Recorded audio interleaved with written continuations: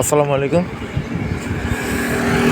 চলছে আজকের শুক্রবার আমাদের রস খাওয়ার রাইড। আমরা যাবো দিঘলিয়া।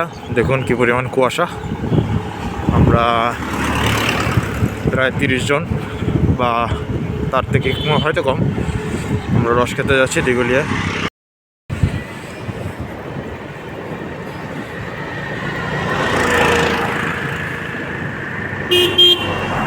যে কামাল ভাই আমাদের বড় ভাই হাত তুলতেছে।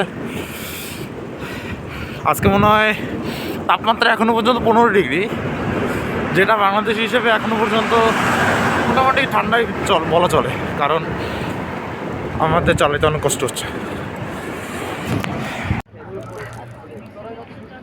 আমরা চলে আসছি সেই কাঙ্ক্ষিত জায়গায়।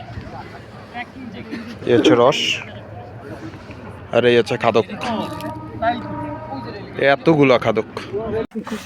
এই হচ্ছে রস প্রদানকারী আর এই হচ্ছে গ্রহণকারী ভাই।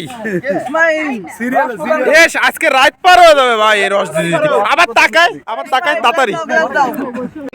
কালেকশন চলতেছে 50 টাকা করে রস আমার ছাড়া ঘাট ভাড়া। কই আর কে বাকি আছে? এবার টাকা কত হচ্ছে তাই